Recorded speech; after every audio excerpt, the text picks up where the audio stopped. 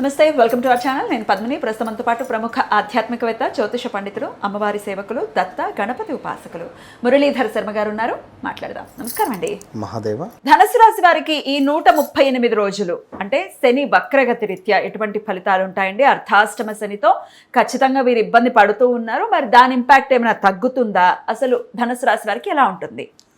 ధనుసు రాశి వారికి భూ సంబంధిత పనులు కానీ, వారి తల్లిగారికి కొంత హెల్త్ రిలేటెడ్ డిస్టర్బ్ అవ్వడం కానీ, ఎందుకంటే గత 2025 జనవరి, ఫిబ్రవరి, మార్చి నుండి మానసిక ఆందోళన కానీ, కొంత ఇబ్బంది కలిగించేటువంటి సందర్భాలు కానీ, కొంతమేర ప్రదేశ మార్పులో, స్థాన చలనాలో, భూ సంబంధిత కబ్జాకు గురవ్వడం కానీ, డబుల్ రిజిస్ట్రేషన్స్ ఉండడం కావచ్చును.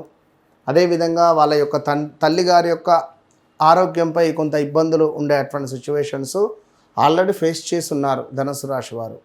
ఏది ఏమైనప్పటికీ కూడా ఈ 2026 శనైశ్వరుని యొక్క వక్ర దృష్టి వల్ల పిల్లలకు సంబంధించి, ధనుస్సు రాశికి సంబంధించినటువంటి పిల్లలు ఉద్యోగం రావడం కానీ, పిల్లలకు ప్రదేశ మార్పులు జరగడం కానీ, పిల్లలకు సంబంధించి కొంత ఏమైనా చెడు వార్తలు వినాల్సి రావడం కానీ, అయ్యో చిన్నగా జారిపడడమో, చిన్నగా హెల్త్ రిలేటెడ్ ఇష్యూస్ రావడమో, ఉద్యోగం లాస్ అయింది అనడమో, ఉద్యోగం కోసం ప్రయత్నం చేస్తూ ఉండగా సెట్ అవ్వట్లేదు అనడాలో, ఇలాంటివి ఏవైనా ఉండేటువంటి ఛాన్సెస్తో పాటుగా భూ సంబంధిత పనులు ఏవైతే ఉన్నాయో అవి తొందరగా ముందుకు వెళ్ళే ఛాన్స్ ఉంటుంది. నత్తనడకగా సాగినటువంటి పనులు భూమికి సంబంధించినవి శీఘ్రంగా, అంటే అతి శీఘ్రంగా ముందుకు వెళ్ళే ఛాన్సెస్ ఉంటుంది. ఏది ఏమైనా వ్యక్తిగత జాతకరీత్యా నడిచే దశ అంతర్దశలను చెక్ చేసుకోవాలని మనం చెప్పడం జరుగుతుంది. వన్స్ నన్ను కలవకముందు నన్ను కలిసిన తర్వాత అనేటువంటిది అదొక ఎక్సలెంట్ మాటగా నేను చెబుతూ, తప్పకుండా జాగ్రత్తగా ఉండాల్సినటువంటి పీరియడ్. రైట్. ఉద్యోగానికి సంబంధించి ఇప్పుడు ఆల్రెడీ ఉద్యోగాలు లేవండి, పోయేయండి అని చాలా మంది ఇబ్బందులు చాలా ఉన్నవి ధనుసు రాశి వారికి.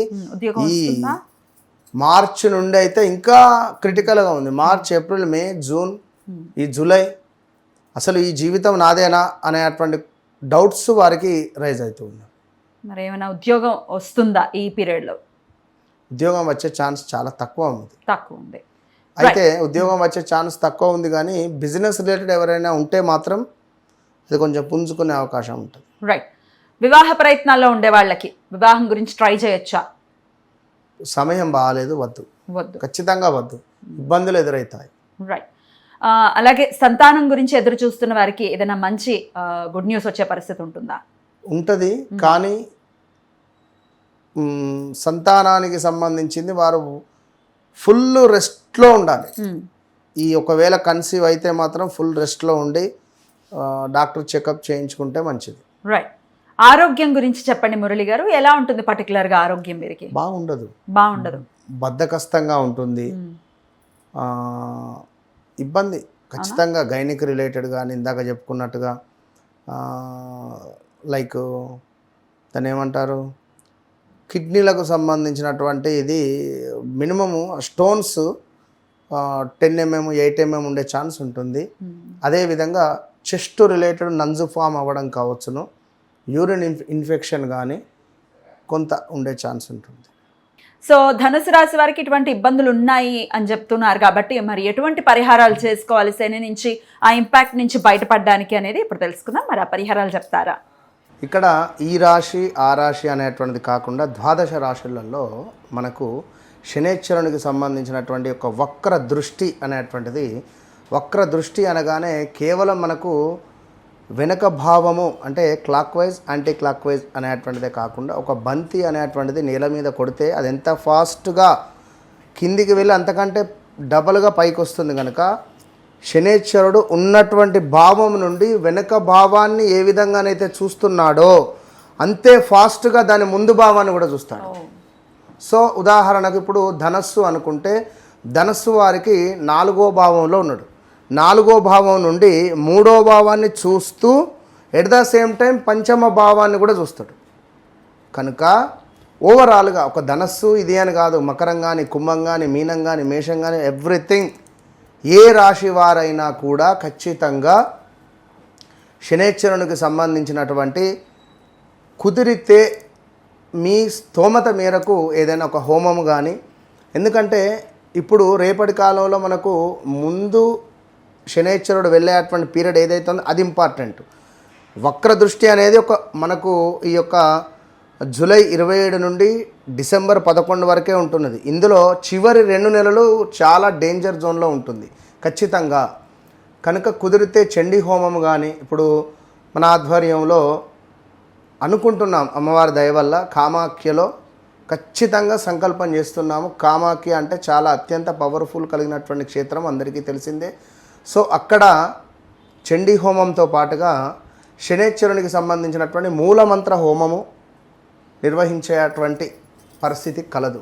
కనుక ఇట్టి సుందరమైనటువంటిది అంటున్న సువర్ణ అవకాశం కాదు ఇది, సుందరమైనటువంటి అవకాశములో అందరూ పాల్గొనేటువంటి విధంగా, ఇప్పుడు మీరు నేను అనేటువంటిది కాకుండా సర్వదర్శనం ఏ విధంగా ఉంటుందో ఆ విధంగా అందరికీ, మధ్యతరగతి వారికి, ఉన్నవారికి, లేని వారికి అందరికీ ఒకటే బడ్జెట్, అందరూ పెట్టుకునేటువంటి బడ్జెట్.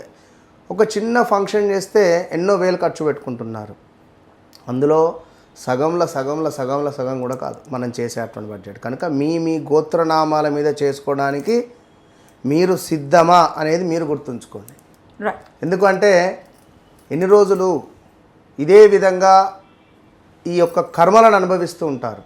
ఖచ్చితంగా ఏదో ఒకటి, ఇప్పుడు లక్షకు ₹1 తక్కువైనా కూడా దాన్ని లక్ష అన్నారు.